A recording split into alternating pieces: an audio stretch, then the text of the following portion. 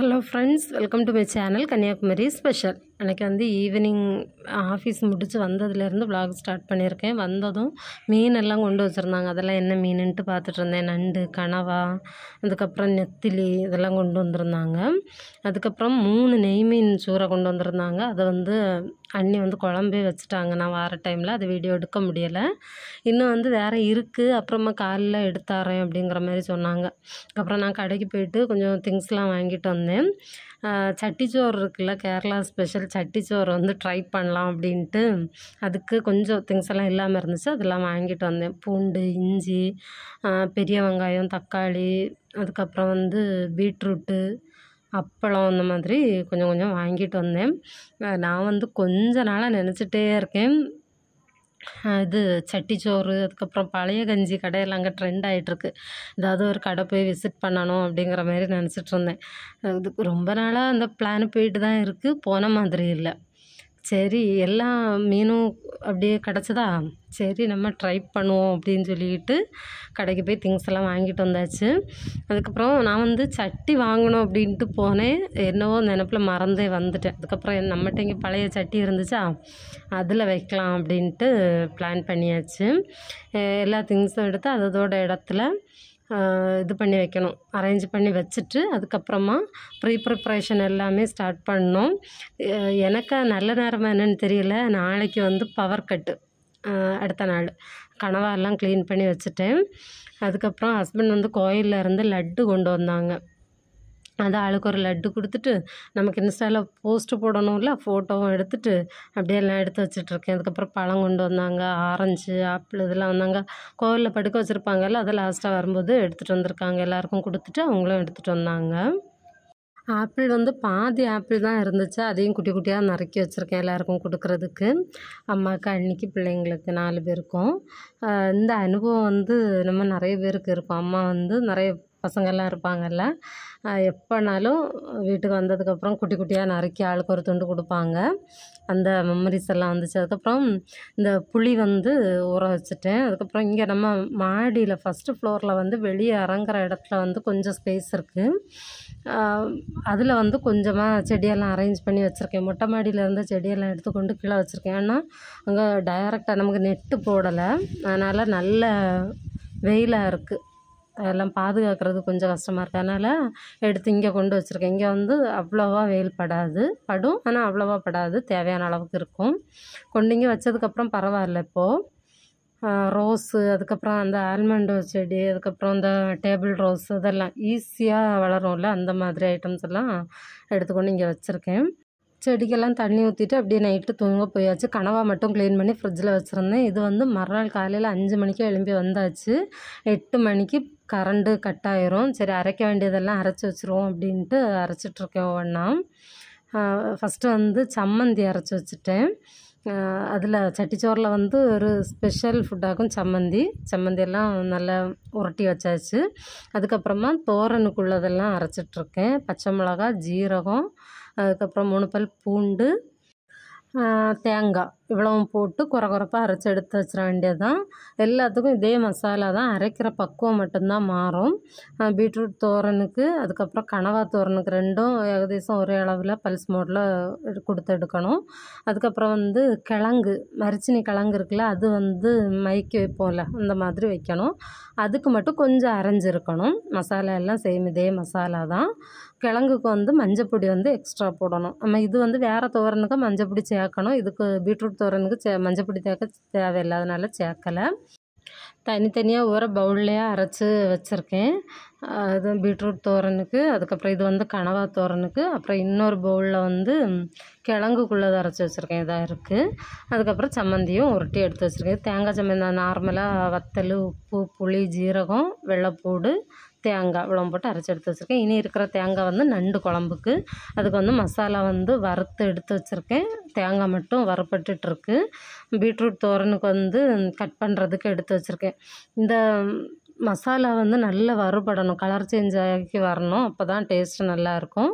பிள்ளைங்களுக்கு எக் ரைஸும் உருளைக்கிழங்கு வறுவலும் பண்ணி கொடுத்தேன் லஞ்ச் பாக்ஸுக்கு. அதுக்கப்புறம் அண்ணி பீட்ரூட் தோரனும் துவையல், அதுக்கப்புறம் மீன் குழம்பு இருந்துச்சு, அதெல்லாம் வச்சு கொண்டு போனாங்க. எல்லாரையும் அனுப்பி விட்டுட்டு அதுக்கப்புறம் நான் பண்ண ஆரம்பித்தேன். இந்த மீன் காமிக்கிறேன்னு சொல்லியிருந்தேன்ல, இது வந்து பல்லஞ்சூரை அப்படின்ட்டு சொல்லுவாங்க. 4 மீன் வந்து 350 ரூபா ரேட் அப்படின்ட்டு சொல்லுங்கள். பீட்ரூட் வந்து சாப்பரில் போட்டு கட் பண்ணிட்டேன். அதுக்கப்புறம் பீட்ரூட் தோரணையும் ரெடி பண்ணிடலாம் அப்படின்ட்டு பண்ணிகிட்ருக்கேன். ஏன்னா அன்றைக்கி ஸ்கூலுக்கு கொண்டு போனோம், அதுக்காக. இந்த பீட்ரூட் தோரன் பண்ணும்போது எல்லாம் நம்ம கடுகு கருவேப்பிலெல்லாம் போட்டு தாளிப்போம்ல, தாளிச்சிட்டு பீட்ரூட்டை போட்டு பீட்ரூட்டை வதங்கினதும் ஒரு பாதி வதங்கினதும் மசாலா வெந்த மாதிரி போட்டு மூடி வச்சுருங்க. அந்த ஆவியிலேயே மசாலாவும் நல்லா வெந்துடும், அதே மாதிரி பீட்ரூட்டும் சூப்பராக வெந்து வந்துடும். ஜஸ்ட்டு கிண்டி விட்டுட்டு நம்ம இறக்கிட்டோம்னாலே போதும், பச்சை வாசனை எதுவுமே இருக்காது. ட்ரை பண்ணி பாருங்கள். இதுக்கு மட்டும் இல்லை, அவியலுக்கு அதுக்கப்புறம் எந்த தோரன் பண்ணாலும் இந்த மெத்தட் வந்து ட்ரை பண்ணி பாருங்கள், சூப்பராக இருக்கும். டேஸ்ட்டுமே வித்தியாசமாக இருக்கும். மூடி வச்சு வேக வைக்கிறதுனால சத்துக்களும் அப்படியே இருக்கும் அப்படின்ட்டு சொல்கிறாங்க. அடுத்ததாக சாப்பாடு, நார்மல் சாப்பாடு வந்து ஒயிட் ரைஸ் வந்து பொங்கியாச்சு. நாங்கள் வந்து ரேஷன் அரிசி தான் எல்லோரும் சாப்பிடுவோம், எல்லாேருக்கும் அதுதான் பிடிக்கும். அந்த குண்டு அரிசி யாரும் வீட்டில் அவ்வளோவா விரும்பி சாப்பிட மாட்டாங்க, ஏன்னா நம்ம கேஸில் போட்டு வைப்போம், வேகாது அப்படி இப்படின்ட்டு சொல்லுவாங்க.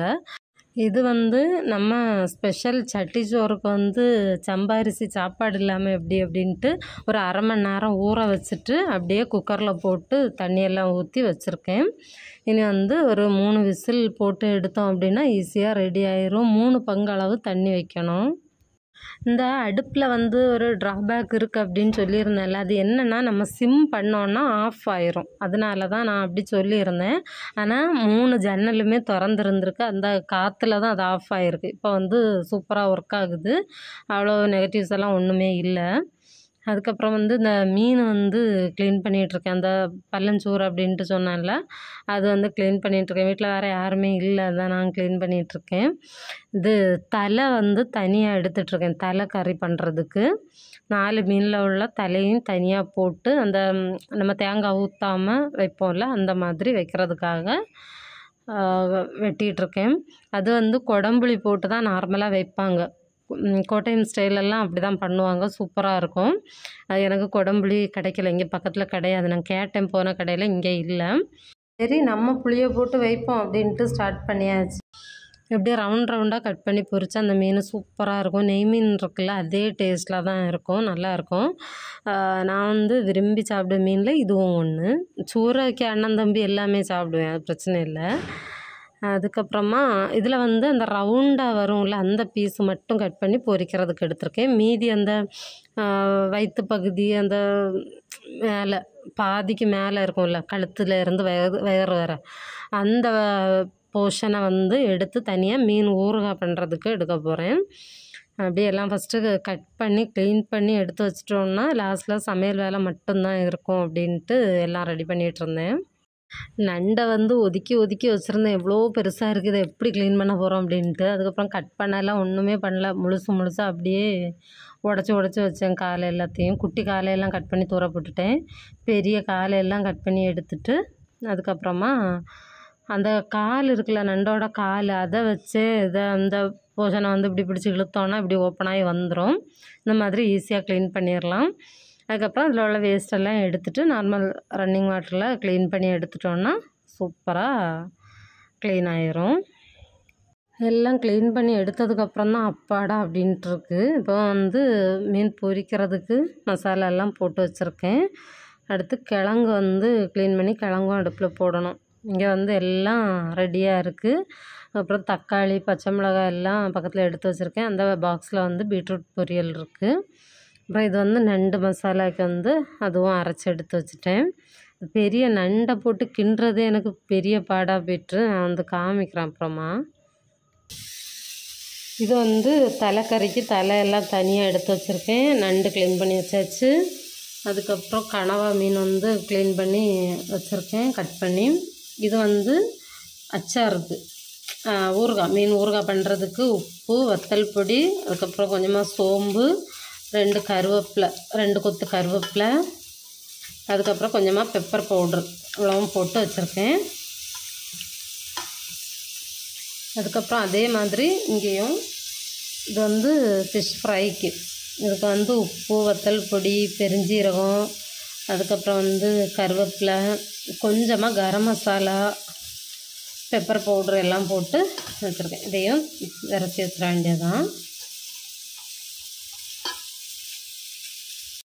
மசாலாலாம் தடவி வச்சுட்டேன். எல்லாம் குக் பண்ணி முடிச்சுட்டு லாஸ்ட்டாக ஏதோ ஃப்ரை பண்ணி எடுத்துருவேன். அதே மாதிரி மீன் ஊறுகாய்க்கு உள்ளதும் லாஸ்ட்டாக பண்ணி எடுத்துருவேன். ஃபஸ்ட்டு வந்து நண்டை ரெடி பண்ணி எடுத்துடலாம் அப்படின்னு சொல்லிட்டு தான் ஒரு பாத்திரத்தில் வந்து எண்ணெய் சேர்த்து கடுகு கருவேப்பிலை எல்லாம் தாளிச்சிட்டு வெங்காயம் எல்லாம் போட்டு வதக்கிட்டு இருக்கேன். சின்ன வெங்காயத்தில் தான் பண்ணியிருந்தேன். அடுத்து பார்த்தா இந்த பாத்திரம் வந்து பிடிக்கல, அதனால் பாத்திரத்தை வந்து சேஞ்ச் பண்ணிட்டேன். என்கிட்ட வந்து இந்த பெரிய பிரியாணி பாட் இருந்துச்சு, அதில் தான் போட்டிருக்கேன். ஃபுல்லாக முங்குற அளவுக்கு தண்ணி வச்சு வேக வச்சு வற்ற வச்சு எடுத்தேன். அப்படி இல்லைன்னா வேகாது. ஏன்னா எல்லாம் பெரிய பெரிய சைஸு ஜம்போ நண்டு எல்லாமே கிண்டுறதுக்கே படாத பாடு. அதுக்கப்புறம் மீனும் எல்லாம் வரிசையாக ஒரே தவாவில் அடுக்கியாச்சு பொரிக்கிறதுக்கு. இங்கே வந்து கனவா ஒரே புகைமூட்டமாக தான் இருக்குது. கனவாவுக்கு வந்து எல்லாம் தாளித்து எடுத்து கனவாயும் போட்டாச்சு. கனவா வந்து தோரன் தான். இந்த கனவா தோரனுக்கும் எனக்கும் ஒரு கனெக்ட் இருக்குது. நம்ம சேனலில் ஃபஸ்ட்டு அப்லோட் பண்ண வீடியோ வந்து கனவா தோரன் தான். எல்லாம் எடுத்து வச்சுருக்கேன். சாப்பாடு, கனவா தோரன், அதுக்கப்புறம் மீன் பொரிச்சது, அதுக்கப்புறம் தலைக்கறி. எனக்கு இந்த தேங்காய் சேர்க்காம வைக்கிற குழம்பெல்லாம் ரொம்ப பிடிக்கும். இது லாஸ்ட்டாக வந்து மீன் ஊறுகாய், அதுக்கப்புறம் நண்டு குழம்பும் ரெடி ஆயிடுச்சு. அதுவும் இறக்கி வச்சுருக்கேன். நல்லா வற்றி சூப்பராக வந்துருந்துச்சு. செமி கிரேவியாக தான் பண்ணியிருந்தேன். ரொம்ப குழம்பு தனியாக இருக்காது. அப்புறம் எல்லாமே எடுத்து அடுக்கி வச்சுருக்கேன். இனி வந்து நம்ம சட்டிச்சோறை ரெடி பண்ணிட வேண்டியது தான். இப்போது சட்டி எடுத்து வச்சுருக்கேன். என்கிட்ட இருந்த சட்டி தான். அதில் வந்து லைட்டாக தேங்காய் எண்ணெய் மட்டும் தடவி எடுத்திருக்கேன். திட்டாக தெரியாததுக்காக ஷைனிங்காக இருக்கும். அப்புறம் சோறு தேவையான அளவு சோறு போட்டு இந்த மாதிரி ஸ்ப்ரெட் பண்ணி விட்டுற வேண்டியது தான். அது வந்து கரெக்டாக அந்த சட்டிச்சோறுக்குள்ளே சட்டி வந்து ஹைட் வந்து கம்மியாக இருக்கும். அப்போ வந்து சோறெல்லாம் மேலே பொங்கி அப்படி தெரியும். இது வந்து கொஞ்சம் உள்ளே இருக்கும், அவ்வளோதான். ஃபஸ்ட்டு வந்து தோரன், பீட்ரூட்டு தோரன் வந்து வச்சிடலாம். அதுக்கப்புறமா சம்மந்தி வந்து கொஞ்சமாக தேவையான அளவுக்கு உருட்டி அப்படியே வச்சுருக்கேன். அடுத்ததாக கனவா தோரன், அதுவும் தேவையான அளவு எடுத்து வச்சாச்சு. இது வந்து நம்ம தேவைக்கு ஏற்றபடி கூட்டவோ குறைக்கவோ செய்யலாம். நான் வந்து டெக்கரேஷனுக்கானதுனால கொஞ்சம் அதிகமாக வச்சுருக்கேன் சோறு. அதுக்கப்புறம் 2 துண்டு பொரிச்ச மீன், 1 துண்டு நண்டு வச்சுருக்கேன். இன்னும் நண்டு வச்சா இடம் பத்தாது. அதுக்கப்புறம் கொஞ்சமாக மீன் ஊறுகாய், இதுக்கு பதிலாக மாங்காய் ஊறுகாய் அந்த மாதிரியும் அதாவது வச்சுக்கலாம். அடுத்ததாக வந்து கிழங்கு, கப்பை புழுக்கு அப்படின்ட்டு சொல்லுவாங்க, அது வந்து கொஞ்சமாக வச்சுருக்கேன். இந்த கிழங்குக்கு தான் அந்த தலைக்கறி செம்ம டேஸ்ட்டாக இருந்துச்சு. கொஞ்சமாக குழம்பும் ஊற்றி ஒரு தலையும் எடுத்து அப்படியே வச்சிடலாம். இந்த மசாலா வந்து செம்ம டேஸ்ட்டாக இருந்துச்சு. எனக்கு ரொம்ப பிடிச்சிருந்துச்சு. இது வந்து ஊறி நாளைக்கு இன்னும் டேஸ்ட்டாக இருக்கும். அடுத்ததாக ஆம்லேட் வந்து நான் புல்சை மாடலில் போட்டு டபுள் சைடு போட்டு எடுத்திருக்கேன். நீங்கள் நார்மல் ஆம்லேட் மாதிரியும் போட்டுக்கலாம். அதுக்கப்புறம் லாஸ்ட்டாக அப்பளம். இனி இடமும் இல்லை வைக்கிறதுக்கு. சூப்பராக ரெடி ஆயிடுச்சு. எப்படி இருக்குது அப்படின்ட்டு சொல்லுங்கள். எனக்கு வந்து ரொம்ப ரொம்ப பிடிச்சிருந்துச்சு. எல்லா ரெசிபீஸும் வச்சு சாப்பிட்றதுக்கு எல்லாமே எனக்கு பிடிச்ச ஐட்டம்ஸு. மெயினாக தோரன் கூட எனக்கு பிடிச்சதாக தான் சூஸ் பண்ணியிருக்கேன். பீட்ரூட் மட்டும் தான் ரொம்ப விரும்பி சாப்பிடுவேன். அந்த மாதிரி வீடியோ பிடிச்சிருந்தா லைக் பண்ணி சப்போர்ட் பண்ணுங்கள்.